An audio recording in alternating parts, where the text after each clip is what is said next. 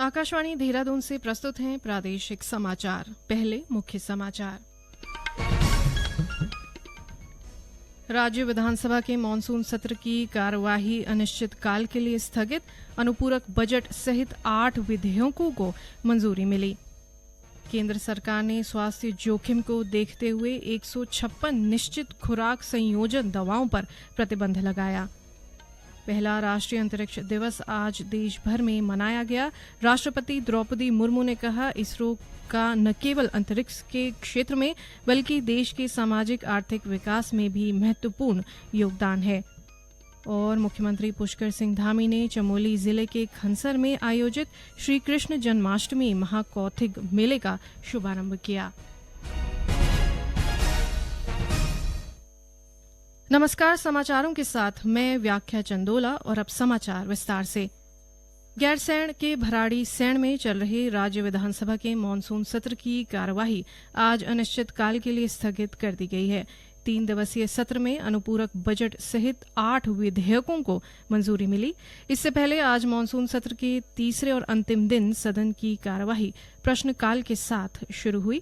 इस दौरान आपदा पर चर्चा की मांग को लेकर कांग्रेस के सदस्यों ने वेल में आकर सरकार विरोधी नारे लगाए और शोर शराबा किया। पीठ के चर्चा कराने के आश्वासन के बाद प्रश्नकाल शुरू हुआ। संसदीय कार्य मंत्री प्रेमचंद अग्रवाल ने कहा कि आपदा के दौरान सरकार ने पूरी गंभीरता के साथ काम किया है और आगे भी करेगी। उन्होंने कहा कि पुनर्वास नीति 2021 को लागू किया गया है। हर संवेदनशील विषय पर गंभीर होकर सरकार कार्य कर रही है। एक प्रश्न के जवाब में संसदीय कार्य मंत्री प्रेमचंद अग्रवाल ने बताया कि गोपेश्वर पोखरी के अंतर्गत कुल 60 सड़कें क्षतिग्रस्त हुई और 48 सड़कों पर आवाजाही सुचारू की गई है। 12 सड़कों को सुचारू किया जा रहा है। वहीं किसानों से जुड़े सवाल पर कृषि मंत्री गणेश जोशी ने बताया कि उत्तरकाशी जिले के बड़कोट यमुना घाटी में वर्ष 2022-23 में ओलावृष्टि से प्रभावित कुल 138 कृषकों के आवेदन प्राप्त हुए, जिसके सापेक्ष निरीक्षण समिति की आख्या के आधार पर चयनित बीमा कंपनी की ओर से 109 कृषकों को लगभग 8,95,000 की धनराशि प्रभावित किसानों के खाते में हस्तांतरित कर दी गई है। एक प्रश्न के उत्तर में मंत्री सौरभ बहुगुणा ने कहा कि मछली उत्पादन को बढ़ावा देने के लिए एक्वा पार्क बनाने की स्वीकृति दी जा चुकी है और बजट आवंटित होने के साथ ही पार्क निर्माण का कार्य शुरू हो चुका है। मानसून सत्र के अनिश्चितकाल के लिए स्थगित होने के बाद पत्रकारों से बातचीत में संसदीय कार्य मंत्री प्रेमचंद अग्रवाल ने सदन में हुए कार्यों की जानकारी दी।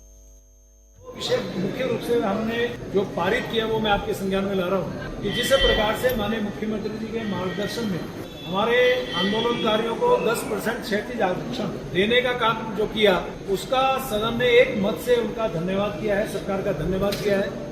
और आपदा के विषय में जिस प्रकार से केंद्र ने एक बहुत बड़ा सहयोग प्रदान किया है, मैं केंद्र सरकार का पूरे उत्तराखंड की ओर से धन्यवाद दे रहा हूँ।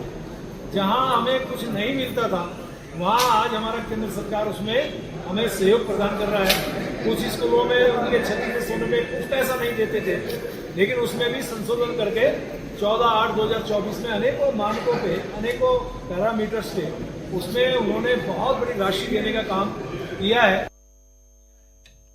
केंद्र सरकार ने एंटीबायोटिक्स, दर्द निवारक और मल्टीविटामिन सहित 156 दवाओं पर प्रतिबंध लगा दिया है, क्योंकि एक समीक्षा के बाद पाया गया कि इनसे स्वास्थ्य को खतरा है। स्वास्थ्य मंत्रालय ने एक अधिसूचना में कहा कि इन 156 दवाओं में निश्चित मात्रा में खुराक संयोजन तर्कहीन है। मंत्रालय ने कहा कि इन दवाओं के इस्तेमाल से लोगों को खतरा होने की संभावना है, जबकि इनके सुरक्षित विकल्प उपलब्ध हैं। अधिसूचना में कहा गया है कि सरकार और drugs technical advisory board DTAB की एक विशेषज्ञ समिति द्वारा की गई जांच के बाद यह निर्णय लिया गया है। रुद्रप्रयाग जिले के गुप्तकाशी क्षेत्र में उपजिला अस्पताल के निर्माण की कवायद तेज हो गई है। जिलाधिकारी सौरभ गहरवार ने आज स्वास्थ्य और अन्य संबंधित विभागों के साथ चिकित्सालय के लिए प्रस्तावित भूमि का निरीक्षण किया।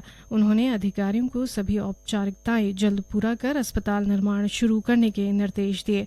प्रभारी मुख्य चिकित्सा अधिकारी डॉक्टर विमल गुसाई ने बताया कि उपजिला अस्पताल के लिए केंद्र सरकार की ओर से स्वीकृति मिल चुकी है। इसके लिए करीब 3 हेक्टेयर भूमि चिन्हित की जानी है, जिसके तहत जिलाधिकारी के नेतृत्व में गुप्तकाशी, नाला और लुआरा में भूमि का निरीक्षण किया गया। उन्होंने बताया कि तीनों जगहों का जियोलॉजिकल और अन्य मानकों पर सर्वे करने के बाद जो स्थान सबसे अधिक उपयुक्त होगा वहां पर अस्पताल बनाया जाएगा। ये समाचार आकाशवाणी के देहरादून केंद्र से प्रसारित किए जा रहे हैं। देश आज पहला राष्ट्रीय अंतरिक्ष दिवस मना रहा है। ये दिवस चंद्रयान की सफलता को समर्पित है। राष्ट्रपति द्रौपदी मुर्मू ने नई दिल्ली में भारत मंडपम में आयोजित मुख्य कार्यक्रम का उद्घाटन किया। इस अवसर पर उन्होंने कहा कि इसरो ने देश के सामाजिक आर्थिक विकास में अमूल्य योगदान दिया है। राष्ट्रपति ने कहा कि इसरो की यात्रा शुरू से ही शानदार रही है। अंतरिक्ष की प्रगति भारत की प्रगति है। भारत के अंतरिक्ष कार्यक्रम का उद्देश्य सामाजिक और आर्थिक प्रगति को बढ़ावा देना है। उन्होंने कहा कि अंतरिक्ष के क्षेत्र में भारत की प्रगति शानदार रही है। राष्ट्रपति ने कहा कि हमारे निष्ठावान वैज्ञानिकों ने न्यूनतम संसाधनों का उपयोग करके भारत के अंतरिक्ष कार्यक्रम को विश्व के श्रेष्ठतम अंतरिक्ष कार्यक्रम में स्थान दिलाया है। इसके लिए वे सराहना के पात्र हैं। उन्होंने विश्वास जताया कि देश में अंतरिक्ष विज्ञान के क्षेत्र में निरंतर प्रगति होती रहेगी और हम उत्कृष्टता के नए मानक स्थापित करते रहेंगे। अपने प्रारंभिक दिनों के अब तक इसरो की यात्रा शानदार रही है। इसरो ने स्पेस सेक्टर में उल्लेखनीय उपलब्धियां हासिल की है। मुझे ये जानकर प्रसन्नता हुई है कि भविष्य में इसरो द्वारा चंद्रमा के अध्ययन के लिए अन्य मिशन की भी योजनाएं है। मैं संपूर्ण इसरो परिवार तथा विशेषकर चंद्रमा मिशन के से जुड़े सभी लोगों को अपनी शुभकामनाएं देती हूँ। इस अवसर पर राष्ट्रपति ने इसरो रोबोटिक्स चैलेंज और भारतीय अंतरिक्ष हैकाथॉन 2024 की विजेताओं को पुरस्कार प्रदान किए। राष्ट्रीय अंतरिक्ष दिवस का इस वर्ष का विषय है चंद्रमा को छूते हुए जीवन को छूना, भारत की अंतरिक्ष गाथा, जो समाज प्रौद्योगिकी के अंतरिक्ष अन्वेषण पर गहरे प्रभाव को रेखांकित करती है। राष्ट्रीय अंतरिक्ष दिवस पर प्रदेश के विभिन्न जिलों में कार्यक्रमों का आयोजन किया गया। इस अवसर पर बागेश्वर जिले के अटल उत्कृष्ट पदम सिंह परिहार राजकीय इंटर कॉलेज व जूला में छात्र छात्राओं ने भाषण, क्विज प्रतियोगिता के साथ ही पोस्टर प्रतियोगिता के जरिए विज्ञान की बारीकियों को समझा। चंद्रयान 3 के मॉडल को बनाकर उसके प्रक्षेपण के बारे में छात्रों को जानकारी दी गई। साथ ही बताया गया कि आने वाले समय में चंद्रयान मिशन 3 के माध्यम से भारत न केवल चंद्रमा की सतह के बारे में ज्ञान का खजाना हासिल करेगा, बल्कि भविष्य में मानव निवास के लिए इसकी क्षमता भी हासिल करेगा। इसके साथ ही चंद्रयान 3 द्वारा चांद की सतह पर मौजूद तत्वों का गुणात्मक और मात्रात्मक विश्लेषण किया जाएगा। इस मौके पर छात्र भी काफी उत्साहित नजर आए। उन्होंने कहा कि उन्हें प्रतियोगिताओं से काफी कुछ सीखने को मिला। उधर राजकीय महाविद्यालय रुद्रप्रयाग में राष्ट्रीय अंतरिक्ष दिवस समारोह आयोजित किया गया। इस अवसर पर विद्यार्थियों को अंतरिक्ष के संबंध में जानकारी दी गई। मुख्यमंत्री पुष्कर सिंह धामी ने चमोली जिले के खंसर में आयोजित श्री कृष्ण जन्माष्टमी महाकौथिग मेले का शुभारंभ किया। इस अवसर पर उन्होंने विभिन्न सामाजिक क्षेत्रों में उत्कृष्ट कार्य करने वाले स्थानीय लोगों को सम्मानित भी किया। मुख्यमंत्री ने कहा कि जन्माष्टमी का ये पावन मेला आध्यात्मिक, सांस्कृतिक और लोक परंपराओं का प्रतीक है। इन आयोजनों के माध्यम से ही नई पीढ़ी हमारी विरासत से जुड़ती है और ये लोक कलाकारों को भी मंच प्रदान करते हैं। श्री धामी ने कहा कि प्रदेश सरकार राज्य के सर्वांगीण विकास के साथ ही देवभूमि की संस्कृति को संवर्धित व संरक्षित करने का कार्य कर रही है। मुख्यमंत्री ने कहा कि सरकार ने हर क्षेत्र में प्रयास किया है कि हमारी मातृशक्ति आगे आए।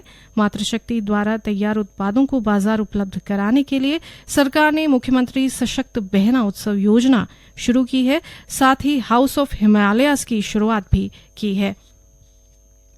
केंद्र सरकार ने प्रधानमंत्री जनजाति आदिवासी न्याय महाअभियान पीएम जन मन पर राष्ट्रव्यापी सूचना, शिक्षा और संचार IEC अभियान शुरू किया है।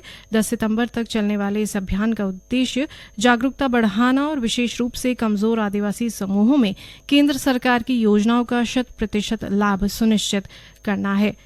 संस्कृत सप्ताह महोत्सव के तहत देहरादून के विभिन्न हिंदी माध्यम स्कूलों के छात्रों ने एमकेपी कॉलेज से रिस्पना चौक तक संस्कृत जागरूकता रैली निकाली।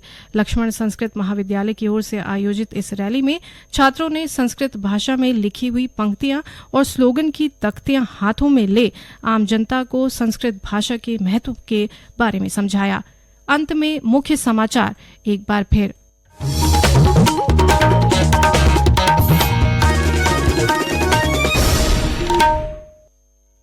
राज्य विधानसभा के मानसून सत्र की कार्यवाही अनिश्चित काल के लिए स्थगित। अनुपूरक बजट सहित 8 विधेयकों को मंजूरी मिली। केंद्र सरकार ने स्वास्थ्य जोखिम को देखते हुए 156 निश्चित खुराक संयोजन दवाओं पर प्रतिबंध लगाया। पहला राष्ट्रीय अंतरिक्ष दिवस आज देश भर में मनाया गया। राष्ट्रपति द्रौपदी मुर्मू ने कहा, इसरो का न केवल अंतरिक्ष के क्षेत्र में बल्कि देश के सामाजिक आर्थिक विकास में भी महत्वपूर्ण योगदान है। और मुख्यमंत्री पुष्कर सिंह धामी ने चमोली जिले के खनसर में आयोजित श्री कृष्ण जन्माष्टमी महाकौतिक मेले का शुभारंभ किया। इसके साथ ही प्रादेशिक समाचार का ये बुलेटिन समाप्त हुआ। नमस्कार।